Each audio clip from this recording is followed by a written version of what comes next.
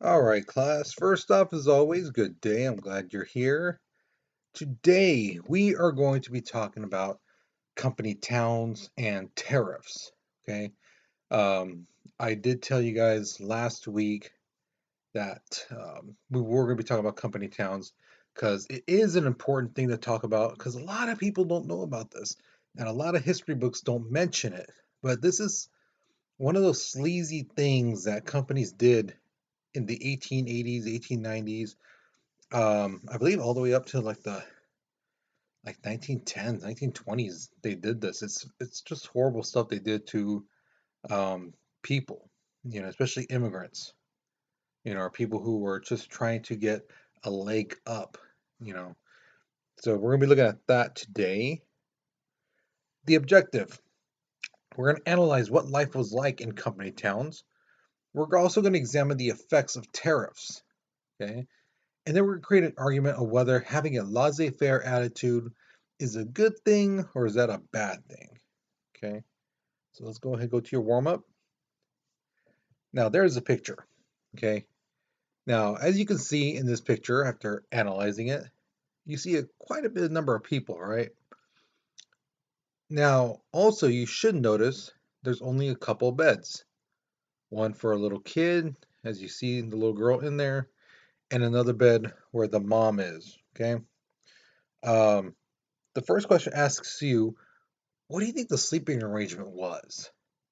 Now, if you had a family like mine, when family came over, get lots of cousins, things like that, that sleeping arrangement is kind of like, mm, who's gonna sleep on this sofa?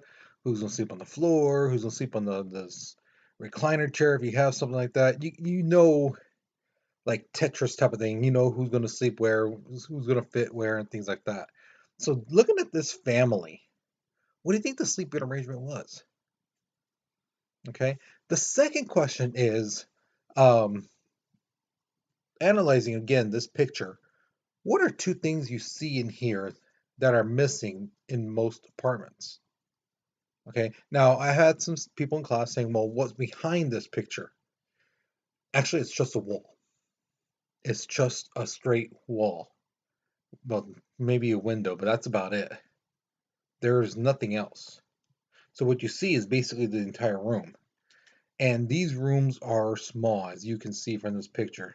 I mean, it's maybe at most, I think the biggest probably is maybe 12 feet. At the biggest. 12 feet by like 12 feet. Okay. So again, look at this. Think about if you live in an apartment, think about what's in your apartment and then look at this picture and basically go like, well, do they have that? Look for it. What do you have in your apartment? You know, and what do these guys have in theirs? What's missing compared to yours to theirs? Okay. So pause the video, write your response because we're moving on in three, two, one. All right. So America had become a hub for free enterprise. Basically, it allowed entrepreneurs, to really seek out a profit, make money through their manufacturing or transporting goods, whatever. However, a company could make money, the government in America was like, go for it. So, like a great example is nowadays, if you buy like ground beef, right? It'll say 75-25. 75% meat, 25% fat. Might be like 85-15. 85% fat, 15% 85% meat, 15% fat. Sorry about that. Or, like 95-5. 95% meat, 5% fat. Back then, they didn't have to do that. They would just say it was ground beef. For all you know, the percentage could be like 30-70. 30% meat, 70% fat. Now, granted, that meat is going to taste delicious because it's all that fat's going to be there, but you're wasting a lot of money, not on meat, but on fat. So that's the thing that was kind of bad. The other thing is, though, citizens around the country had this laissez-faire attitude, and that's how you pronounce it, laissez-faire. It literally, from French to English, means allowed to do. What this idea was is let the people do as they choose. That was their thing. Let people, if people want to do this, let them do that. People want to try this, let them try it. So it'd be like nowadays, if somebody wants to drive 150 miles an hour down the 99, let them. If some student wants to go to different houses and spray paint the houses, let them do it. If somebody wants to start digging in the middle of the road trying to find oil, let them. It's that mentality. Let the people choose what they want to do. Stop holding them back. That's what laissez-faire mentality is. All right. And the people felt that if the government regulated, if the government was too involved with businesses, that it would hurt business, you know. But the thing is, the government was actually kind of practicing it already. They didn't collect much taxes. They didn't spend that much money on social programs and things like that. Um, they didn't impose any regulation on businesses. So businesses made sure, like, well, how do we increase our profits? Well, we pay our workers like crap and then raise the prices on things. That's a great way to make profit. Pay our workers like $1 an hour and sell the thing we're going to sell for 20 bucks instead of 10. Double the price. Why not? People are going to buy it. They're going to buy it. People need it. They'll need it. They'll buy it. Now, they did this thinking that businesses are going to be fine. Businesses are going to be good. Everything's going to be hunky dory in our country. And it does not. So here's question number one. What are some possible problems you can see that might come up for our country if people had that laissez-faire attitude? Let's say the whole country had that attitude, just like let the people be, let them do what they want. What are some possible problems with that? Okay, now I know it kind of seems like, well, what's wrong with that? People should be able to do what they want. Think of it like this: how would you like it if someone did something that you don't like to you, but that's what they wanted to do? Like I said about the student spray painting houses. What they went into your room, started spray painting your house. You know, they spray painted your clothes, your Xbox, phone, things like that. Just downstitch. That's what they wanted to do. See, that's the thing. So hopefully that gets the ball rolling into your thinking of like possible problems that could come up. Okay, so again, let your mind wander. If everyone had that attitude, what are some problems? Okay, the writing prompts on the bottom. Okay, so if you don't know how to start off the sentence, use that. Okay, so pause the video, okay, because we're moving on in 3, 2, 1. All right, so in the 1890s, companies had this idea of creating a company town. Basically, what it is a town created and owned by an entire company or corporation. It'd be basically like if Amazon or Tesla, you know, built a factory right in the center of nowhere and then started building houses and businesses and malls around it. That's what it did. Now, it sounds like, hey, well, what's wrong with that? Here's the thing, they controlled everything in that town. They even controlled money. They would actually create their own money. They would, print out these fake dollar bills and pay people with them that you can only use in town. Because if you try to go to another town and try to use it, it'd be like you going to Target and giving them monopoly money saying, well, here's the money. I want my change back. That's not going to work, you know? So the companies own all the markets, library, churches, entertainment venues, anything and everything in that town they controlled and owned. All right. Now I did have some students ask me, well, could you like exchange your money or something? Some places, yes, they would exchange it, saying, okay, you want to get real money? The think the highest I ever heard was 75 cents per dollar. So let's say you had a dollar from that place, you would get 75 cents.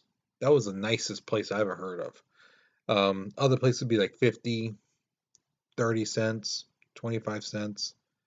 So for every dollar, you'd only get like 25 cents. So if you worked and worked and worked and worked, and you let's say you got $100, basically you would only get like $25. You know, all that time, all that effort, and all you put in, you're only going to get 25 real dollars. Um, so that company made a ton of money off of you, and you're only going to get this little bit. Now, another student asked me, well, what if the people said they wanted a raise? Well, here's the thing. They would say, okay, you can have your raise, no problem. What do you want? $2, $5 raise? No problem. Because guess what? The prices on items, your rent, your entertainment, all that stuff would be raised too. So the company's getting their money back. So if you had the illusion of, oh, I'm going to be rich, oh, I'm going to make money, they listen to me, and so I got a pay hike, I'm going to live large. No, no, they would just raise the rent on everything else.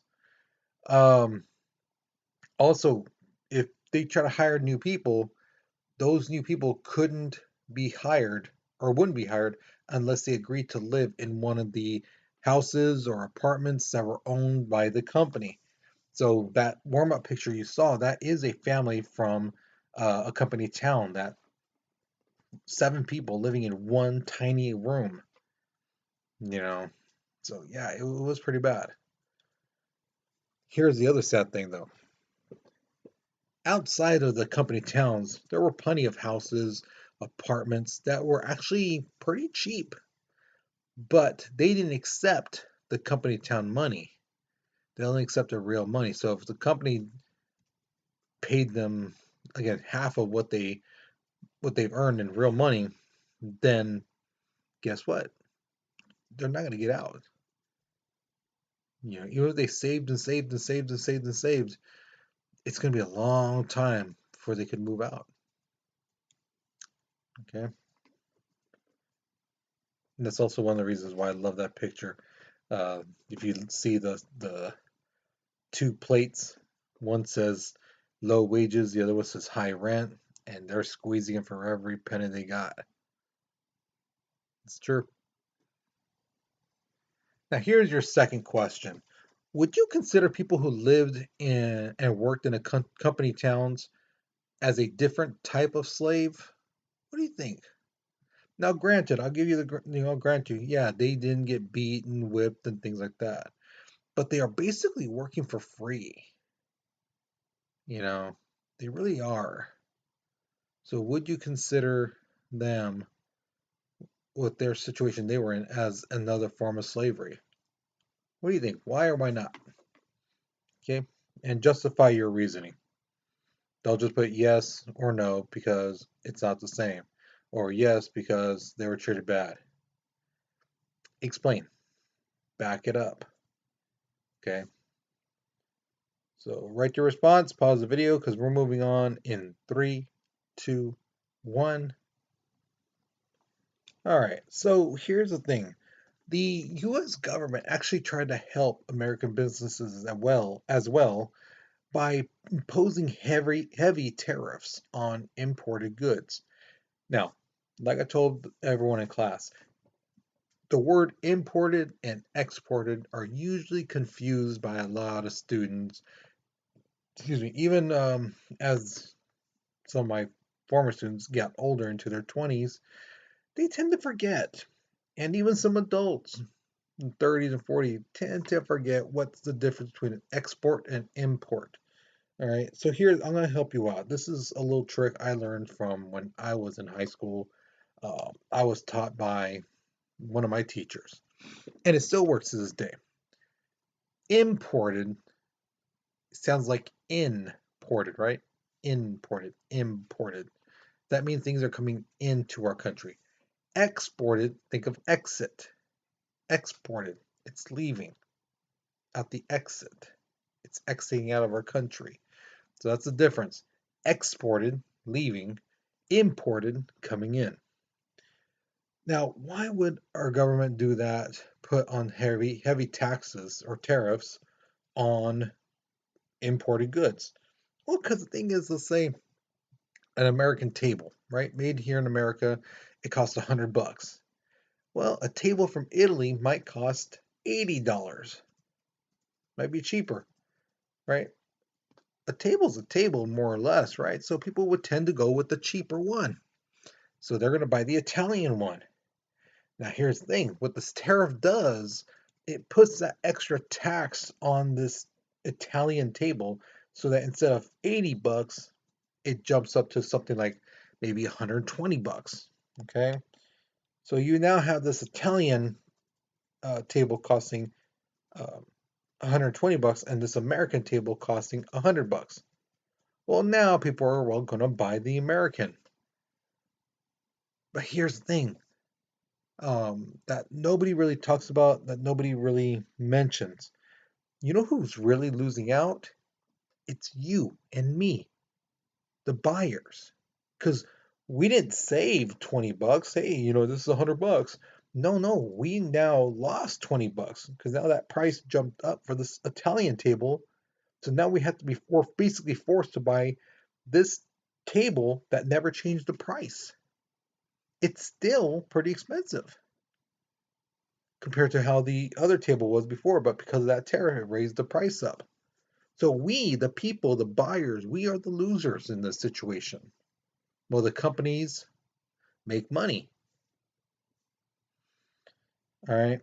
Now, here's the thing. Tariffs are kind of like when your little brother or sister hits you, right? They hit you and they start running away. What do? Chances are you're going to chase them and hit them right back. That's what countries do to us when we put tariffs on them. Um, when students ask me to, why do we need to learn history? I tell them because history repeats itself. And this is one of those examples.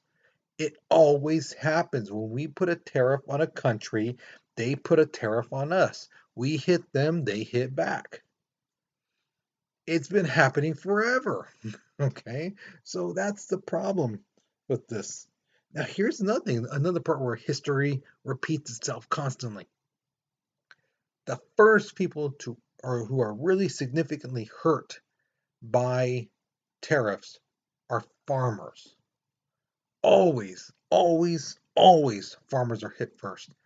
Now, I'm sure you're thinking, well, why farmers? Well, because here's the thing. What's the difference between a car and grapes? Can you eat a car? No, you can eat grapes, right? Yeah. Which one is going to last longer? The car, right? Hopefully the car lasts longer than grapes, because that's not the case, and you either need to get a new car or yeah, something wrong with your driving. Okay, cars are going to last longer. Grapes are going to get spoiled. They're going to get rotten. If they're not consumed in a certain amount of time. A car can last for years, decades even, but grapes can't, and that's the problem. If nobody's buying the grapes overseas, and let's say some people are like, I can't afford these grapes, because I gotta buy something else, milk for my family or this and that, then those grapes are going to get rotten and that farmer's going to lose money. So all the time, farmers are the ones who get hurt the hardest. Countries overseas won't buy those farming stuff, even if it's cotton, even if it's food that they need, they won't buy it because now, hey, it's a cheaper just to buy it over in their country. And these farmers are used to selling 10,000 tons of food. And here in the United States, we're not buying 10,000 tons of food. We might buy like 1 ton. Well, that's 9 tons that is being, wasted. That's going to rot. So again, they always get hurt first. Okay. Um, So businesses actually then started to kind of push for free trade. Free trade means international trade left to its natural course without any tariffs, without any quotas or any type of restrictions. So if somebody wants to buy 5 billion pounds of raisins, let them buy 5 billion pounds of raisins, you know. Um,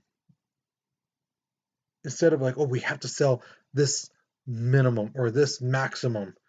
Instead of that, it's like, no, no, sell whatever you can to whomever you can, whoever wants it, whoever's willing to buy it. So it's basically just sell to anybody who's willing to buy it. All right, so here's your next question. What are your thoughts about company towns?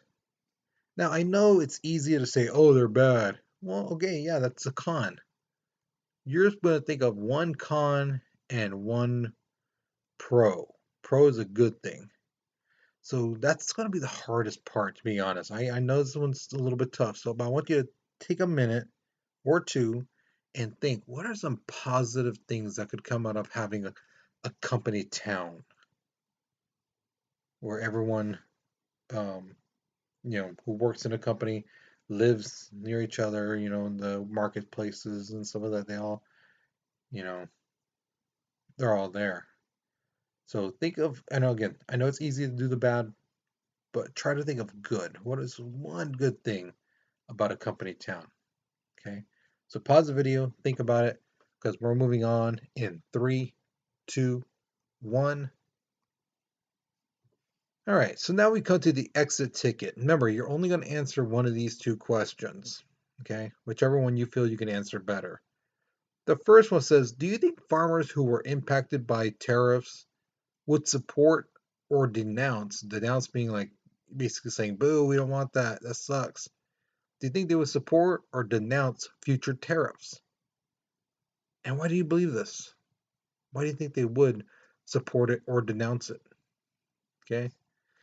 The next question says, do you think a corporation could get away with making a company town today? So let's say Amazon or Tesla or some other big factory, big manufacturer company.